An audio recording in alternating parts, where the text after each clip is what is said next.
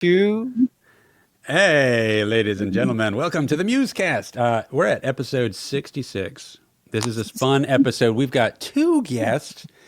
We have Buck Lemons and Kayla King, and they have just made a music video together. So we thought it'd be really good timing to have them on, talk about it. It's fun to talk about music. It's also fun to talk about the video stuff because I'm a video guy also. So all that is on the table. We've obviously made some music videos, cue the music, so it's kind of part of our whole thing. So fun conversation. But first of all, welcome guys, and congratulations on the release of your new video.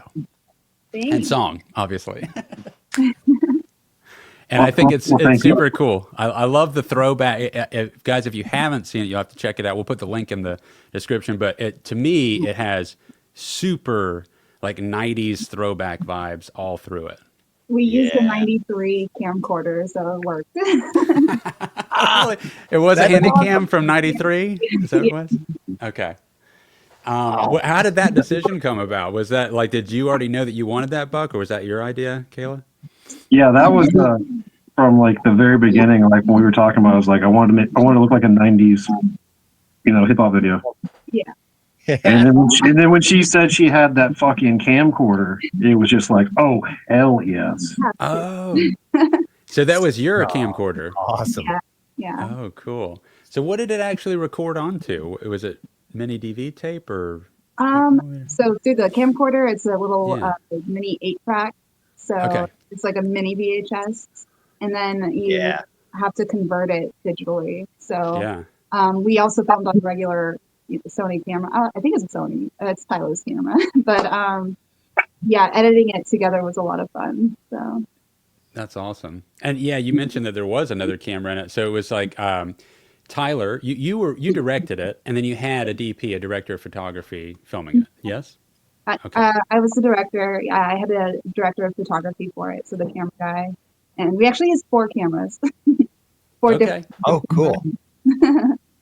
Nice. And you guys had three or 4 locations. There was a parking garage area. There was the skate park area with the snake. There was the bar area, and then some of my favorite scenes. I feel like you guys were like riding around in a truck or a car. Yeah, Johnny and John Gilbert was in the back seat. Yeah, Scott Buchanan. Yeah, I recognize Scott in there. I mean, the whole thing was Cameo City. You guys had on so many people from other bands and music around town.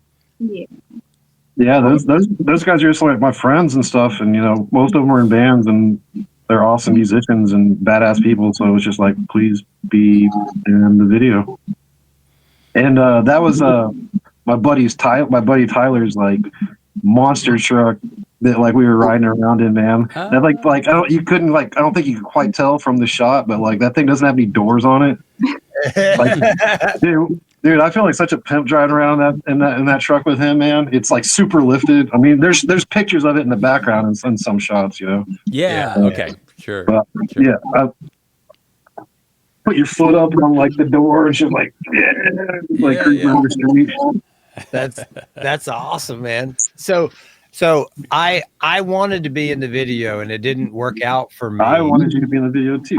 And first of all, I apologize for not being able to make it. If I didn't live 5 hours away and had to drive home with my son that night, I would have. I wanted to come for the late shot. That you guys. You were watching the Super Bowl. It's okay.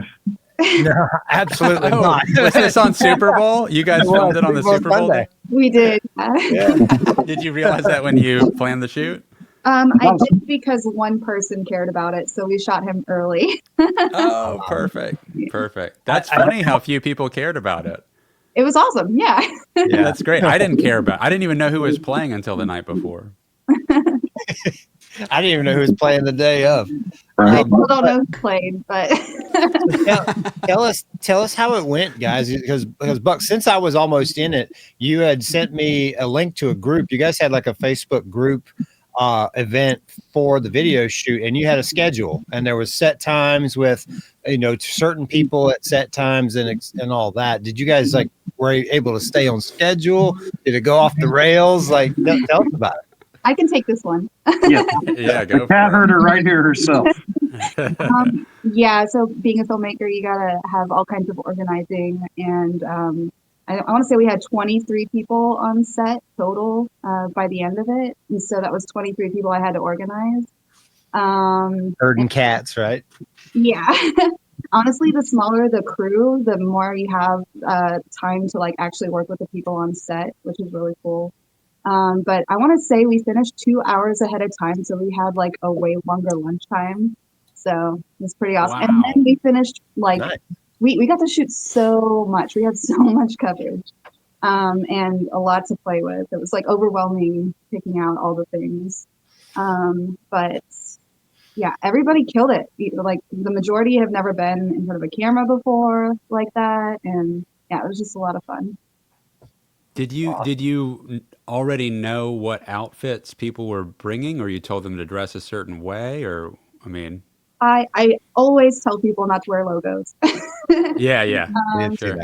I couldn't wear this shirt. I was so bummed. And yeah, there were a few people I had to like make change and stuff, but it still worked out. There were a few roles that needed to be filled for lyrics' sake in the song. So yeah, we had a chicken. Yeah, I noticed that. So there were certain things that we had to pay attention to just to make the song work and make sense visually. So I like the drum solo. I forgot his name. Yeah.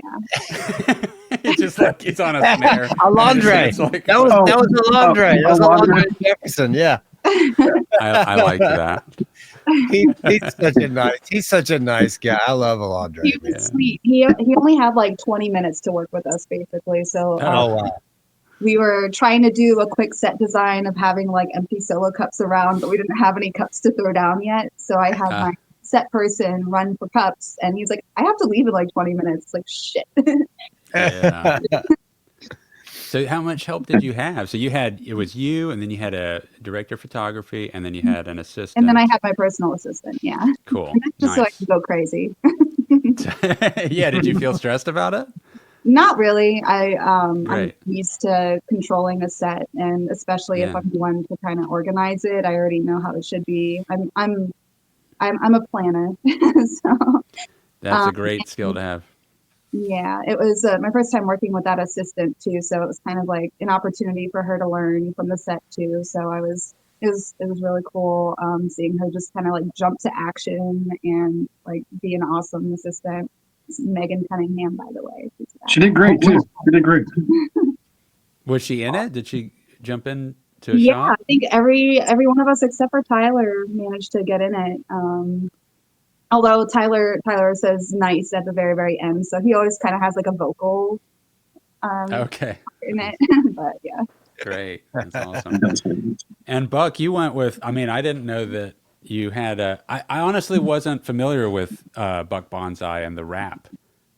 Is everything that you do rap? I'm just discovering you, and I'm sorry I'm late to the party. As far as the Buck Banzai stuff. Oh man. Yeah. So it's just original like 90s style boom bap rap, That's with awesome. like a little bit of like I love the reggae dub shit with a little bit of that mixed in there. Yeah. Changes the vocals a little bit every now, a little dance hall style, a little raspy, Yeah, man, that's awesome.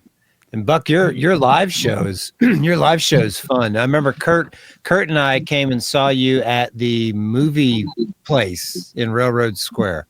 Dude, Cal Circle, that was so cool with fucking Army of Darkness in the background. Yeah. I told Ash about this. I told him how cool it was. I said Kurt and I, and my son was there. My son had a bunch of friends. I think Tristan was there too, Ash.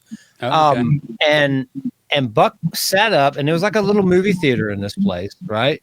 So there's like movie theater seating that elevates in the back. It's not very big, but it's like, a 20 by 20 room. But there's a projector that plays while Buck was set up, and Buck does like you do like loop station it's really cool. Like the only other guy I've seen do it live is like that guy Zach Deputy had a show. If you're familiar with him, Ash, but Buck sets up a loop station and starts building the beats. Like builds each piece of it, adds to it. But while he's doing it, they had put the projector on with Army of Darkness in the background. And I'm like, favorites. I'm like, bro, this is the coolest show I've ever seen. Like set up like this is like perfect. Like I just want to live there for a couple of days. Now that location, I actually host monthly filmmaker meetings there, so it's a really good hub for local and community, and it's awesome.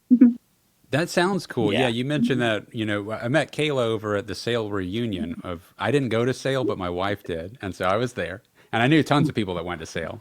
And and so we met, and then we were talking about exactly that. And that's pretty cool that you host that meeting every month. Is this people that also come from like FSU Film School, or are they just like freelancers around town, or? Mostly independent filmmakers, but the age range is so broad.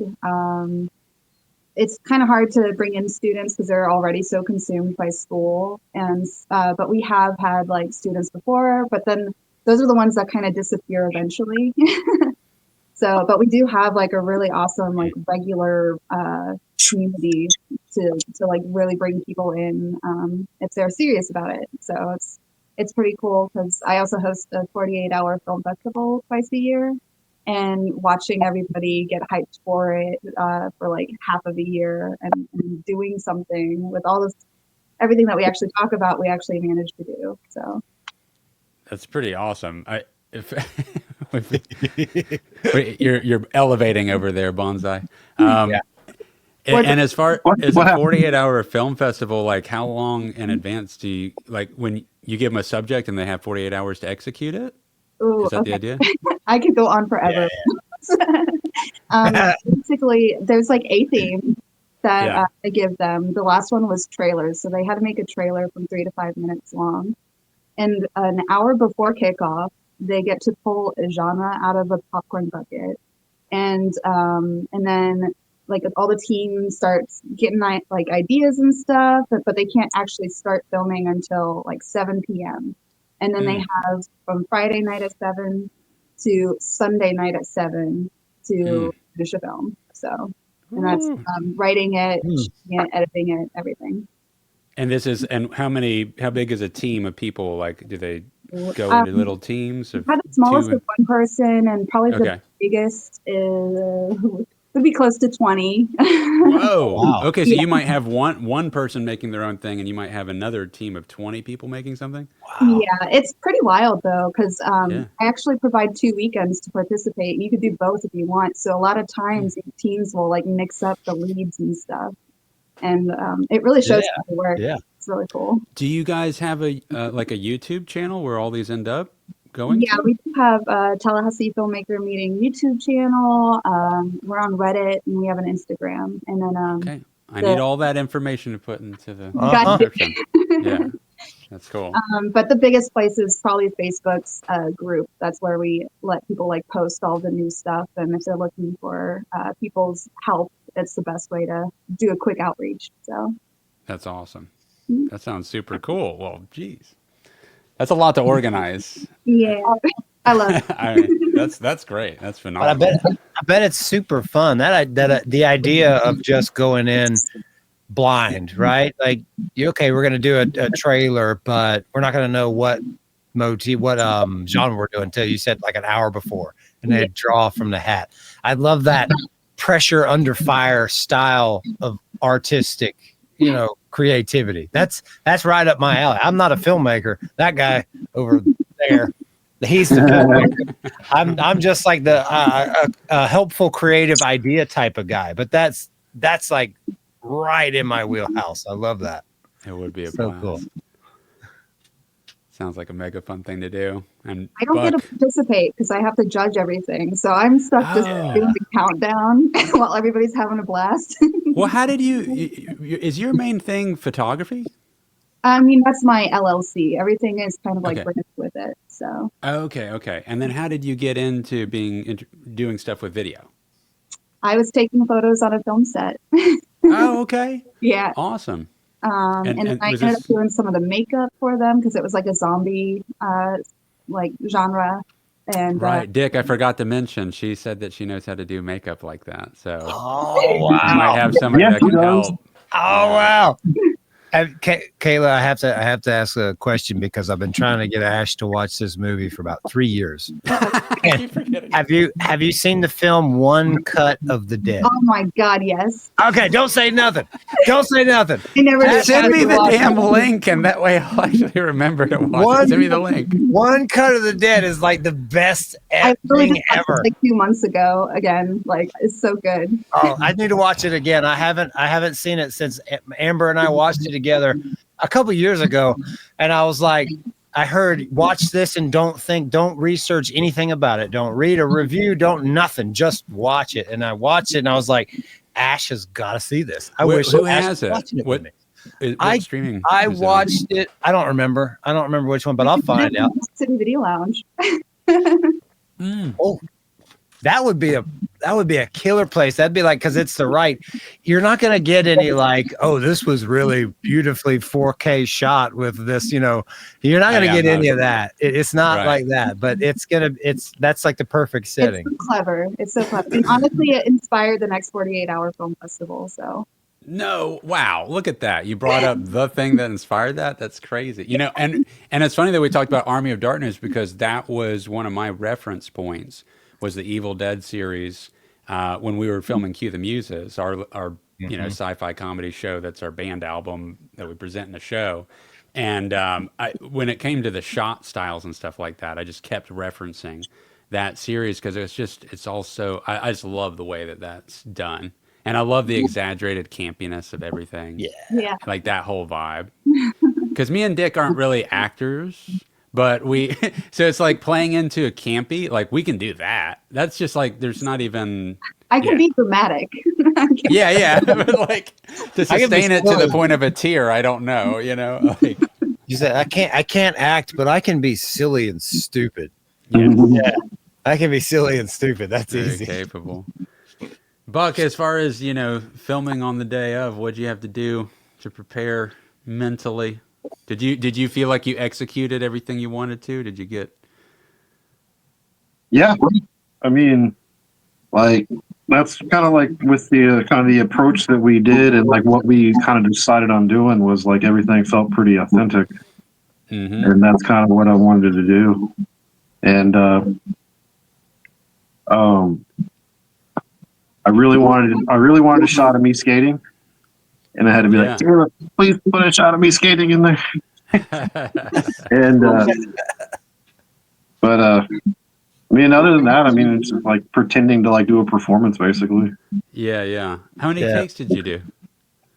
A bunch, Roughly. Yeah, like I'm not gonna lie, I was wore the fuck out after that day. I was gonna ask. That's a long day, right? How tired were you when you got done?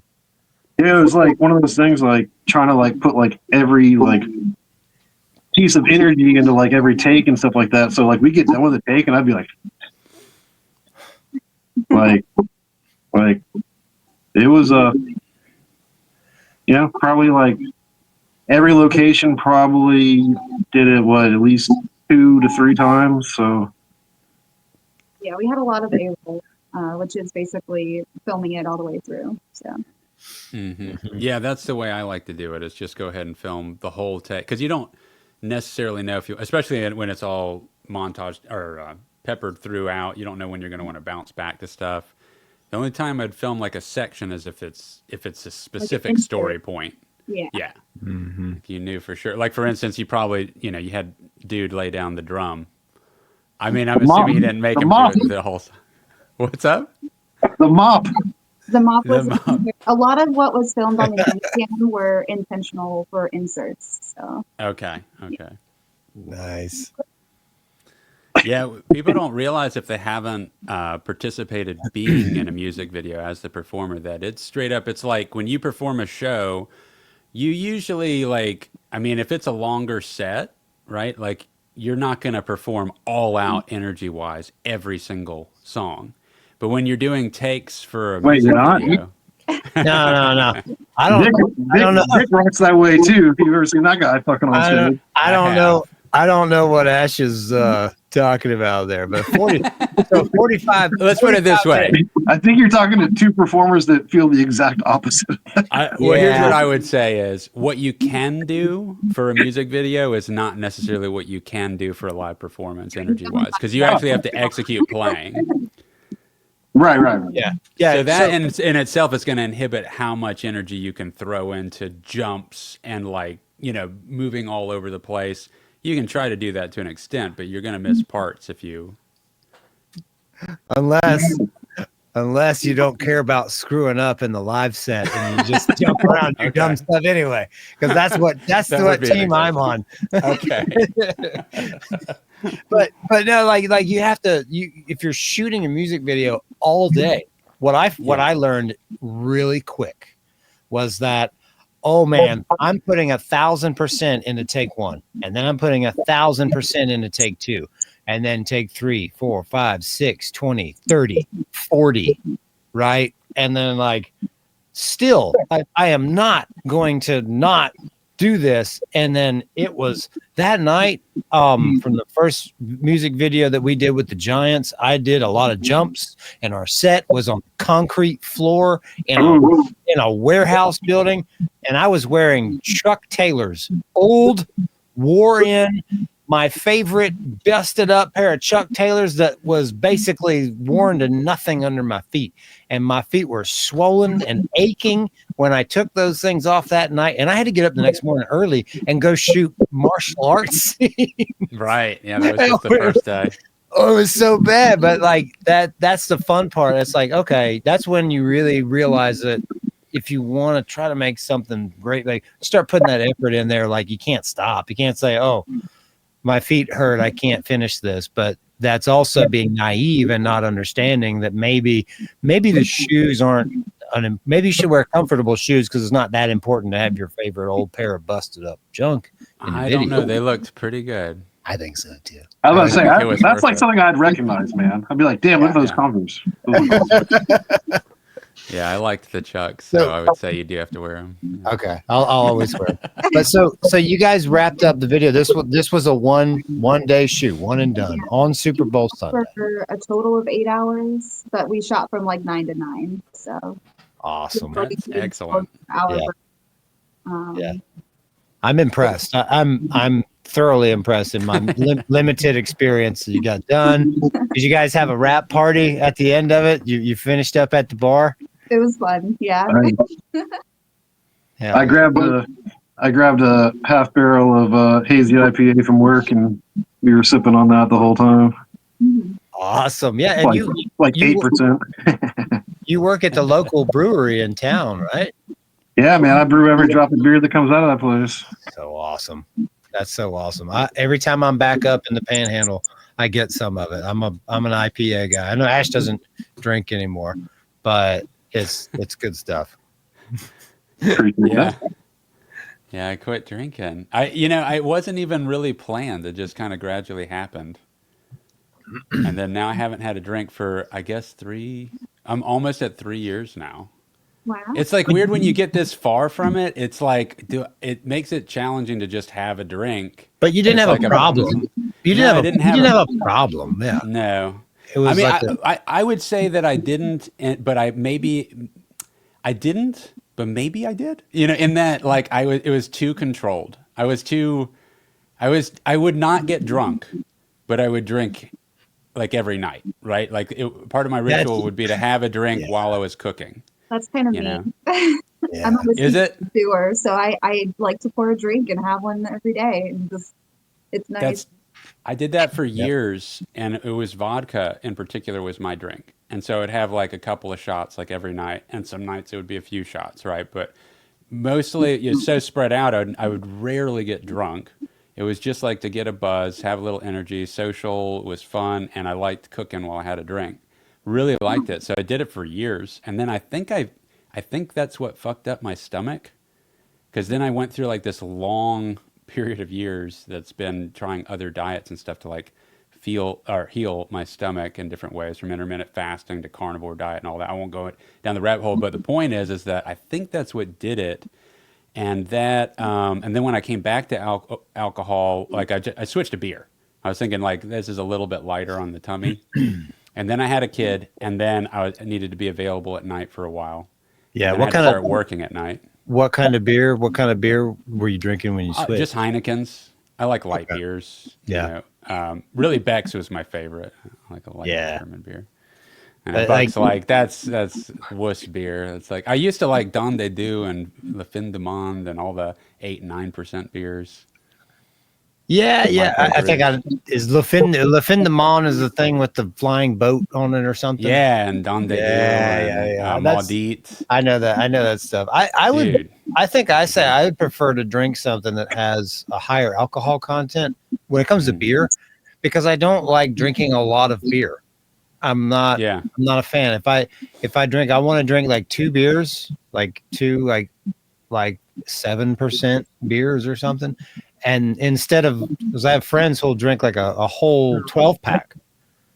And I don't want to drink a whole. I know who some of those friends are. You know what I mean? Is this Buck? Is this you? Did you drink a whole 12-pack? What's your regimen? How many drinks did you have that day? Don't know. I don't know. It depends. I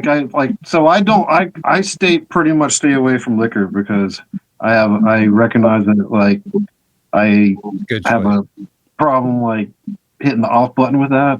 Yeah. And we'll just go nuts. So I'll stick to beer. And sometimes, you want to have like a 7% IPA or something like that to start the night off, and then I'll switch to like, lagers for the rest of the night or something like that. Depends on how much of a maniac you want to be that night. Yeah. And if you have to fucking drive or not. That's a big one. That's the like the rap party, like for the video. Like I told Monica, I was like, "Well, you got to fucking drive tonight. That's just going to be the way it is." Yeah. My van's staying at Railroad Square, and you got to get us home. And well, we were also drinking Lala all day. So like all the blank cans in the video were from work, and that had whenever we can. Like cans have to weigh between 265 and 285 grams. And if they're a little under, a little over, you can't sell them. So someone's got to drink them. And there's nothing wrong with them. Lala is wonderful. So we were drinking West Coast IPAs all day. Yeah, Ash, Lala is the high octane 850.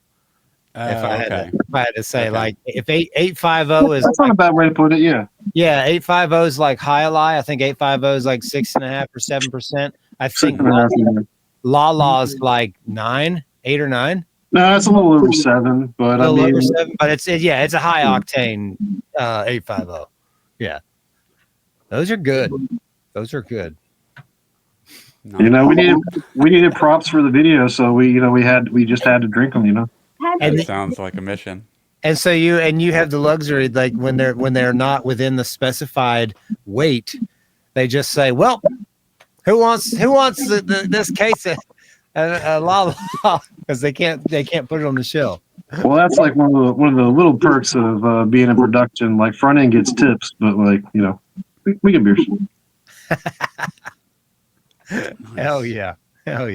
Which was funny, like how Kayla was talking about sending Megan to go get solo cups for like the shots. Yeah. Like right after that, like my boys came back from Peru with like 3 flats of fucking West Coast IPA. And the labels on it. So we could have just used the cans. I literally for nothing. Oh my God. I still have those solo cups. Oh man. It's funny. You can host a beer pong party some night. Yeah, a hell of one. Yeah, can always use solo cups. So, Buck, where'd you tracked your album at Earth Sound? Was it? Yeah, Earth Sound. Oh, cool. Nice. With Lee Dias. Fuck yeah, man. So the last Trial by Stone album that got recorded that will never see the light of day. We recorded with Lee, and I got to know Lee, and like me and Lee are like Lee's my boy, dude. That dude is fucking awesome. I love Lee. Lee is a great guy. And Dick, the only time you saw me live, that was at the Cap Circle show. I think I've seen like part of your set one time at the Warrior. At Legacy. But the set you did at Cap City was the first time where I sat down and was able to be fully engaged in the set from start to finish. So like that set, I was doing like the loop pedal thing, like RC 500 action right here. Yeah. Like now I'm rocking a Roland MC 707, which is 8 channels that I can with all the Roland drum library and synth library on it. Wow. So that's how I put together the whole album on that. That's super cool. And is the Roland a rack mount thing, or is it like a stomp box? No, man, it's like a control, like a think of like an oversized mixer. Like it's, okay. Yeah. So 16 pads, like so you can do all your drum samples, you know. You can it's got like all the Roland like drum machines, like 808, the 909, 727, all of that. Yeah. But one of the cool things is like when you're using like an 808, you have to use the 808 across the board. So you have to use 808 snare, you have to use 808 kick, you have to use 808 hi-hat. But what I can do with this, I can customize my shit. Because I think the 808 snare sounds like shit.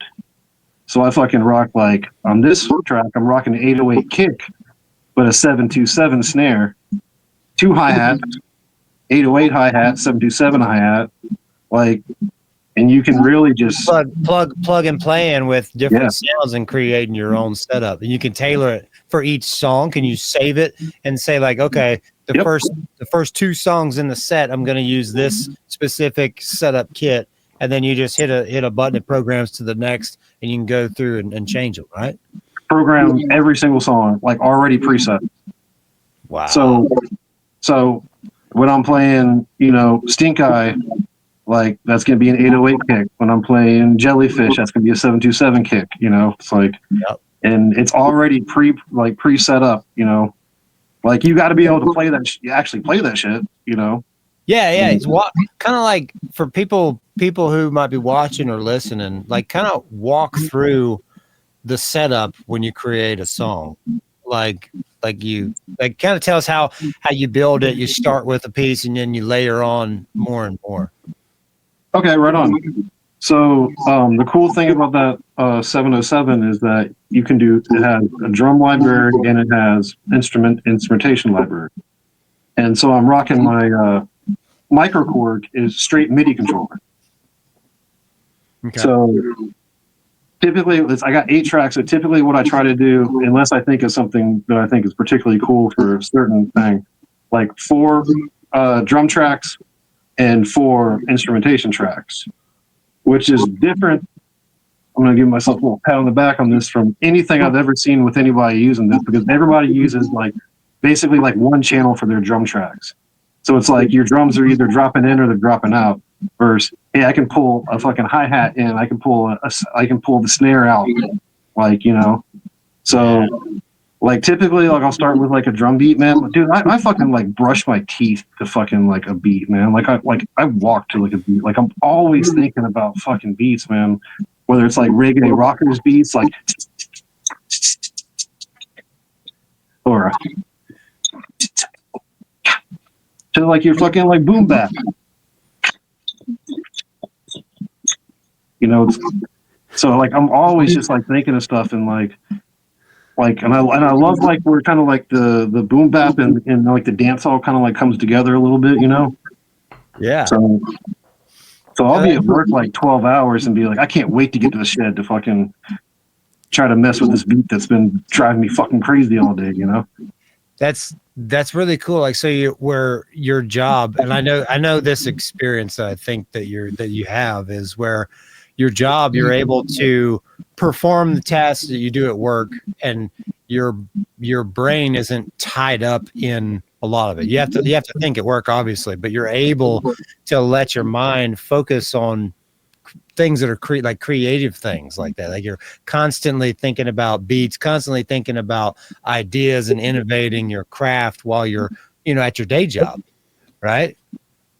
Yeah. So here's what's up with brewing beer. Like, it's do something, set a timer. Do something, set a timer. So it's like, and we have a pretty dope fucking system in the production area too, with some badass JBL speakers that we can just blast too, which is it goes both ways. My boy Matt loves the country music, and he gets there before I do usually. So, but he always knows it about like noon. He'll turn it over to like some KRS-One or something like that for me, Yeah. Now that's the thing about radios in the workplace. You gotta tailor to everyone. You gotta let everybody have a chance to have their thing, or everybody has personal earbuds. Right. Yeah. He's pretty good about it, man. Like, so like Kid Rock came on, I went over and skipped that, took that out of the algorithm. Like some of like the country rap came on, went ahead and skipped that, took that out of the algorithm. But I mean, it's not the worst thing in the world. So he had it playing, and then you literally walked over and just hit skip, or what's his? I don't want to call him out, but let's say his name is Joe. Oh, Joe, you like that, do you? No. I can see Buck. So I'm sorry. I got fascinated with the workplace aspect of it. But when you build the drum beats layer by layer. So when you're able to pull out sections like the hi-hat, that just gives you the ability to have so much more dynamics than being locked in with the beat from That's what I'm talking about. Yeah. So you're able to build tension. You can add the hi-hat to build tension, take it out to let it drop and flow. And I've seen you do similar stuff with the pedal. And a question that I have, because I've never used a loop station pedal, and I'm always on the verge of getting one, because I love the idea of it. But how hard is it to? Dude, I'll give you like one. How hard? That's nice. How hard is it to like punch in and punch out on time? Is it difficult? Like, do you ever like punch in, play something, and then if you punch out, does it not loop at the right time? And that's like my fear is like, oh, what if I let off like a half a beat early, and then it's right for the first time, but then it's lagged. Does it do that? Or here's what's up. Like, that's the thing. And like, so I really had to kind of like train myself to fix shit real quick when I notice it's like, because the second you fucking like you release it, you're just like, I don't know, that might have been wrong, and then you hear it and you can change it real quick. To delete it real quick. It's like another instrument come back to in learn, on the really. Yeah. It's got to be. It's almost like I would imagine it's like when you learn to play piano and you've got your pedals that adjust them for ringing out and not ringing out. It's like training yourself to do that. It becomes part of the instrument, right? Well, basically, fixing a fuck up. Yeah. Now, the next time I'm up there, I'd love to sit with you, even if it's just like not at a show. Like, just show me like I'd like to see you walk through the steps of using one. That'd be fascinating. Yeah, dude, anytime. Hell yeah. Kayla fucking hung out at the shed and played some fucking keys while I was messing with some beats. Oh, yeah. You play She too? fucking killed it. Do you play piano? No. It's not good though. I was nervous when he asked, and now I just want to go back and try again. I'm not gonna lie. Yeah. It was like, wait, what'd you do? That was cool. You don't. I just was playing it when I was like leaving, and I was like, oh shit, okay, now I get it. Nice. You don't music's have addicting. You don't have to be good at playing an instrument to be good at making good music. That I am a firm believer that there's people of all skills, right? You have the best guitar player in the world can sit there and play things that make your mind turn upside down. And then you have a kid that can play 3 chords, but if that kid's mind is more creative and more genuine in the process, he's gonna be better. And that's music. That's why music's so awesome, because it's subjective to everyone's view and interpretation of it, right? I love, for me, the music part, especially with video stuff too, it's like the thing that makes an edit work or not work. I don't know if you've experienced like anything that. If any of you guys have scored like a film at all. Yeah. It's like brutal how dead it feels until you put music in. And then the music, like, for me, it like literally dictates not only cutting on the beat, but like how the edit should be stylistically. Like I'll literally feel like something's not working for like a couple of days, right? I'm like, this is not working. And I'm like, you know, it can be pretty stressful and it just feels dead. It feels, nothing about it feels magical. And I'll go back to the drawing board and like, maybe I just need to change the music, and I'll hunt and I'll find the right thing. I'll plop it in, and then all of a sudden it just almost like, it becomes something like amazing almost instantaneously. And then it's like sliding things around and then reformatting how you've done a lot of parts once you start feeling that vibe. I mean, music's like, the soundscape in film is really important, but the music is just so vital for so many parts of a film or a video. It's like adding a color. It's like adding a color, right? I mean, it's that impactful. I now, mean, in general, sound is essential for films. And honestly, the best thing about doing a music video is you don't have to worry about the sound while you're filming. I know.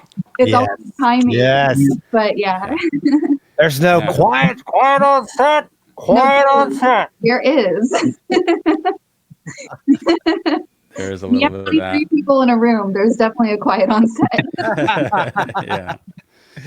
But no, it's like, it is pretty, I mean, I feel like I cut my teeth becoming much better with my camera work through music videos, specifically because it's such free reign to try out really artistic things, try things that are wild, try different color schemes and different lighting schemes. Versus when you're doing a film, a lot of times your whole goal is to somehow create the continuity that's consistent when you're changing angles and different rooms and different points of the day, and people have changed over the course of, and the mic's changed position. And now you got to get all that to like come together as like it was all one moment in time, even though you filmed it all in fragments. It's so, for me, it's just, music videos just gives you that opportunity to just focus on figuring out what your style is and like the visual concepts and just putting it all into play and having fun with outfits. And it's just so much more free. And continuity is my favorite thing on a film set. I'm usually the one that's keeping an eye on everything to make sure the same things are in the same place. And if people are using proper hands to pick up their mug, can't be this guy. That's great. It's so helpful to have somebody that's good at that. You need that. You need that guy. And it kind of correlates with editing too. And in Buck's film, I had the idea of reversing the footage of him dropping a mic. So he's actually grabbing it. I like that. The lyric is, what is it? Pick up the mic, or is it, I'm trying to remember. What's your lyric, Buck? Picking it up. And then the following clip is him grabbing his nuts. Passing the mic and then hold these nuts. Yes. But the way you did that slow motion kickflip into it was so fucking rad. So what was intentional was us using the camera to go up of you grabbing the mic and then coming down of you grabbing the nuts. Beautiful. Like this conversation right here was like, you know, we just had like so many good shots. Like it was a you know what to use. Like we had like 5 nut grab shots. Yeah, they're all so majestic. I need to review this footage. I need to review this footage for another 20 or 30 minutes. Yeah. The editor was having a blast. I just sat on that. I love it. I helped edit like the first minute, but Tyler Shore is the one who was doing all the camera work and edited it later. But he even like inserted the police siren in the clip that we did. It was he's so smart with everything that he chose to do. So Nice. When you sent me the edited version that had that in it, for a second, like I was listening to it and I was like, wait, was I so fucking high last night that I didn't hear that police siren? It's like so subtle, but it just makes it work even more. So. Mm-hmm. Oh yeah, that shit was cool. That shit was totally cool. That whole scene, like how, like when I was telling you, like there was like some things that I felt like silly doing, but I was like, whatever. Like give the director the footage and just trust. And like that shit turned out fucking dope. You actually did feel silly doing some stuff? I'm asking this genuinely because like I don't know. You don't strike me. I don't know. I'll do really, really silly stuff, and I just don't even worry about it. You strike me as a person that wouldn't worry about that at all.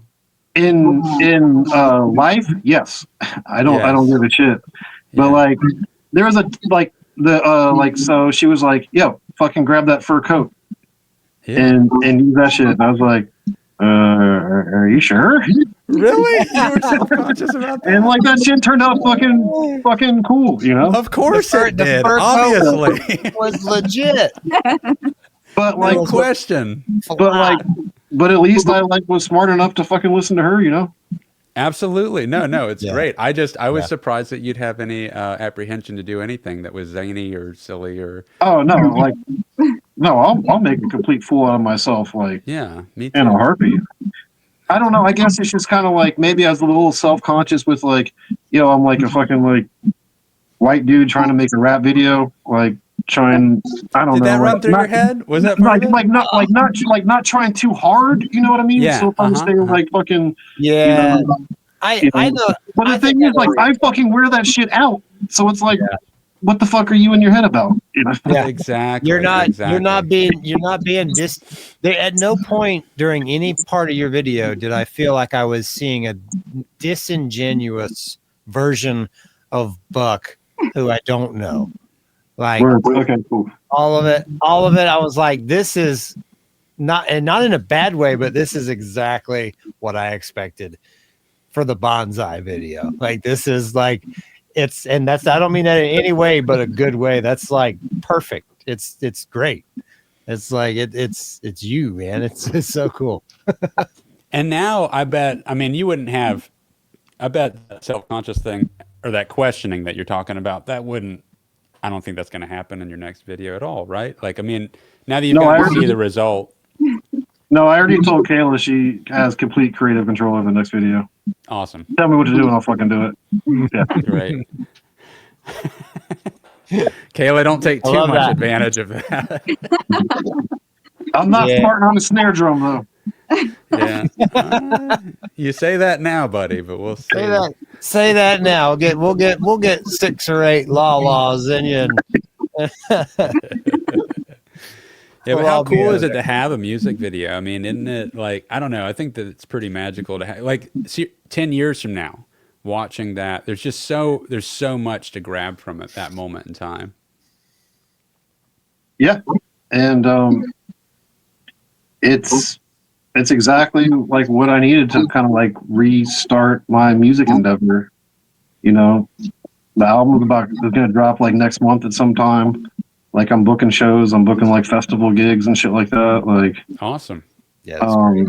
And like this is like one of the things like I told Kayla when we started talking about it. So like, I'm coming to you because I need to like have some fucking like real legit shit to like start putting my name out there with. So like this one right here, man, fucking dude, she's badass, dude. Oh. How did you guys meet? How long have you known each other? I want to say we met in Railroad Square area. Okay. I don't know. We hit it off super well. We just like hung out while you played like a harmonica with some stranger, and I like recorded you on my camera. And, like, oh, fucking Larry! Yeah. Down. You like broke your guitar that night. I was like, this guy. Dude, Daniel was begging me to break it over his back. I remember. I was like, I was just like, no, dude, it's not broken enough to do that, man. Yeah, that's a terrible idea. Was this an acoustic or an electric guitar? Dude, It was actually kind of a decent guitar. Like it was like a $400 like Yamaha like acoustic like electric, you know.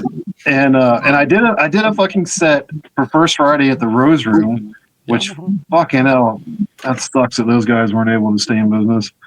I don't know. I was just like in a weird fucking mood that night. I ended up like throwing it like my guitar and it split the neck. Oh, So it was done. And so we just had a fucking great time fucking breaking it. Oh, and then me and my neighbor set it on fire in the middle of my street when I got home late. that's rad. Wow.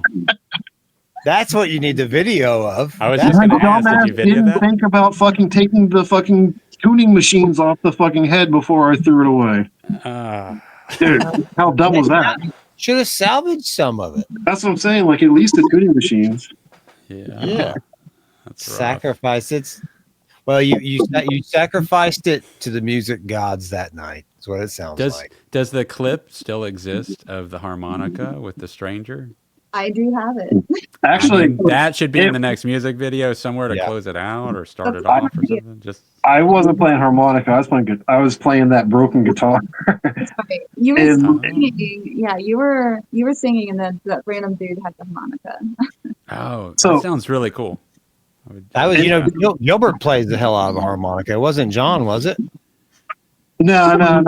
Like I ended up being like one of my friends' like bosses. It was like, oh, like 3 points of connection type thing, Tallahassee. But no, we're sitting there hanging out, and this dude comes up. He's like, "Hey, can I play harmonica with you?"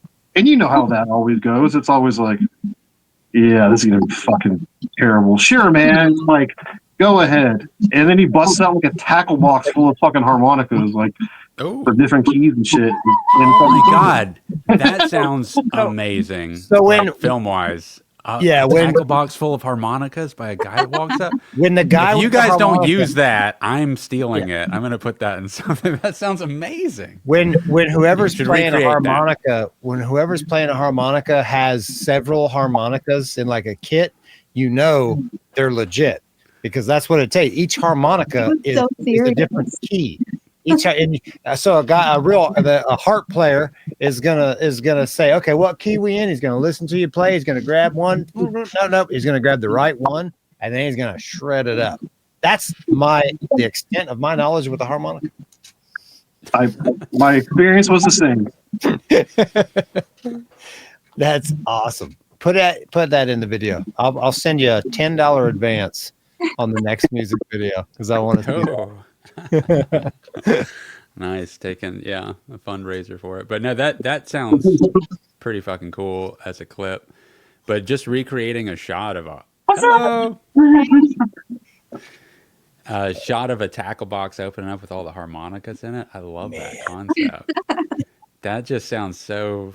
That sounds like a character. That's just such a character. If I saw that at the beginning of a music video, I'm watching more. Personally. I'm in. Like serious, like he's serious. Cool. I picture like a serious guy, like walking in, like fucking Wyatt Earp in Tombstone, walking in, got a case. The scenes, it's like the dust coming, the feet in the road. The doors open up, and it's just a silhouette with a case, and he walks in. Everybody in the bar's all quiet. That cliche Western scene, puts the case on there, opens it up, and it's a bunch of harmonicas. It sounds amazing. I want to see it. A lot of ways to go with the harmonica. It fell down, Buck. It still fell down again, buddy. Sorry.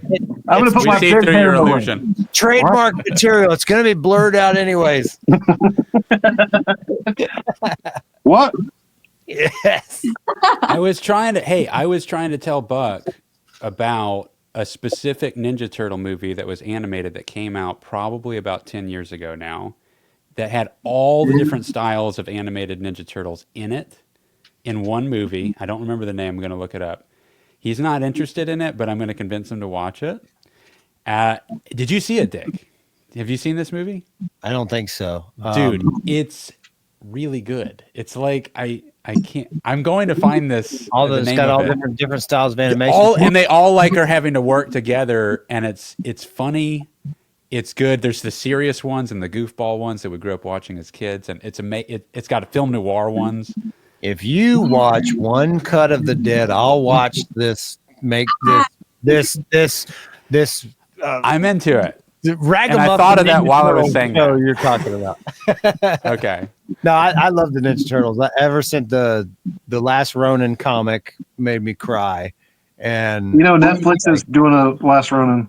I heard. I'm excited and so fucking scared at the same time. I don't want to mess it up. It's got to be Who's as heavy. directing it? That's the big question. Not you. Well, then it's not going to be good. Not Michael Bay. I'll wait till it comes out on cable. Cable? Who watches cable? You mean that guy from the X-Men? The X-Men? Which one? Cable. Oh, Cable. Cable. Okay, yeah. Sorry. Yeah.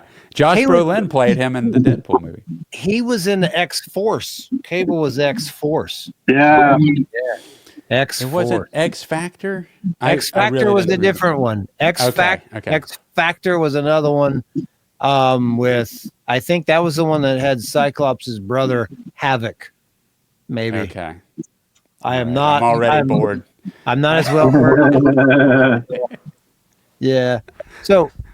So yeah. I don't want to talk about Hey, it. I did have a random thing to mention just because it is part of something that just happened. I don't know if you guys heard about it. It's weird. But did you guys hear about Gene Hackman dying? Yeah. Yes. Did you hear about this? And did you hear And like the dog too. the dog Like- and his wife? They were all dead in the house.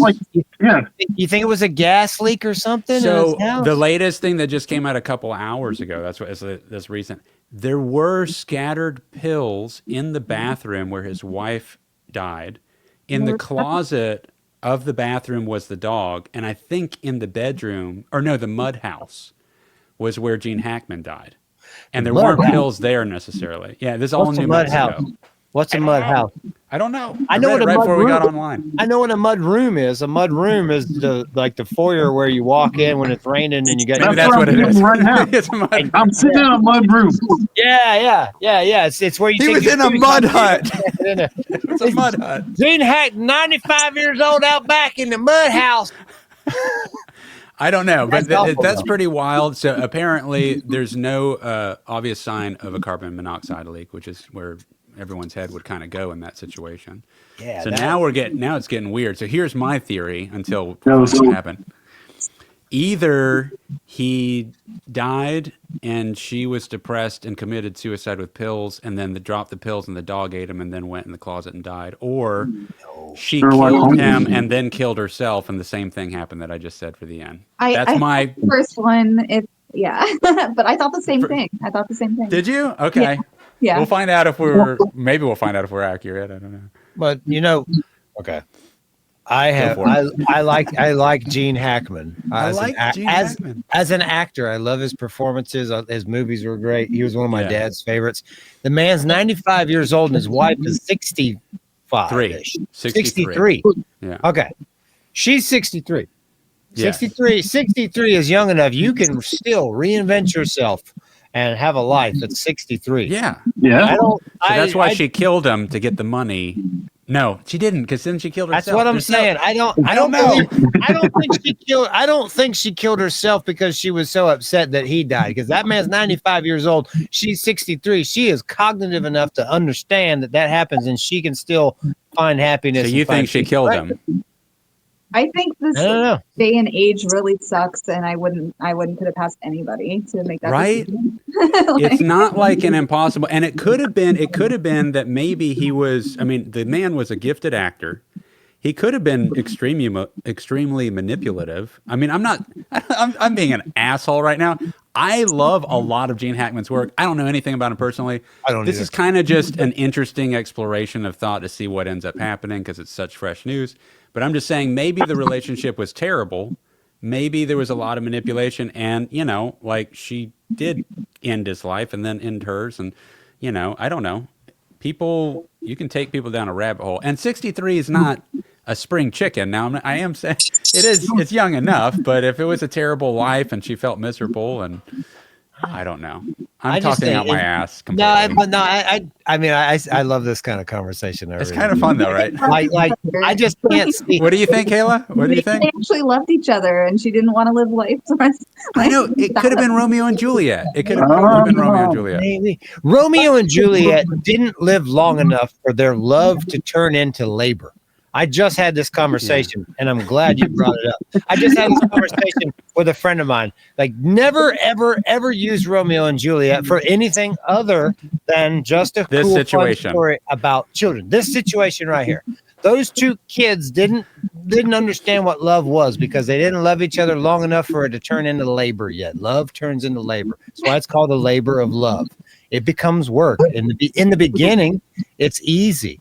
And it's natural, and there's no fights in it. That new love is great. It's all that's like candies at the candy store, cookies. Let me get it. So you're saying that what you don't like about it is that you just don't think they were really in love.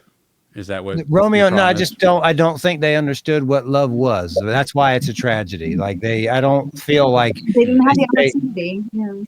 Yeah, they had not experienced love for what it really is. Love isn't. You don't find out what love really is until 10 years into a relationship and you're still making it work, and you have your disagreements, and you have like days where you just don't want to see each other, but then days where you love each other. Like, it's two people. It's real. And so I am very certain that Gene Hackman and his wife had real love. Oh, yeah, we're talking about Gene Hackman, that's right. Yeah, Gene Hackman. We're bringing it back to Gene Hackman. We're going to close out with Romeo and Juliet not being in love. It was great having you guys on. 95. Okay, so I'm going to leave it alone. John Leguizamo stole that show anyway, so. The dog did it. Oh, yeah. The dog did it. The dog poisoned him. I mean, the dog. And then the dog, and then the dog, like, just ate some. When the lady died, she vomited. Then the dog ate the vomit, and that's why he died. She could have eaten. Maybe the dog did eat the vomit. You can't dust for vomit. Huh? You can't what? You can't dust for vomit. You can't dust for vomit. That's true. Well, you might be able to find particles. Oh, you didn't get my Spinal Tap reference? Oh, I didn't recognize it. I'm sorry, buddy. I love Spinal Tap, though. It's an amazing movie. That's one of my favorites. God, that was an inspiration for me. That whole Christopher Guest was amazing. I loved. Did you follow his work afterwards? No. The Mighty Wind was really fucking cool. Was great. What about the dog one? Best in Show. Yeah. Oh, I loved Best in Show. I watched that like 20 times. It's so funny. I've never seen it. I need to watch it. It's fucking hilarious. It's like all the same people. It's fucking great. It's amazing. It's so good. But anyway, are we at the hour? We're at our hour. My clock is messed up.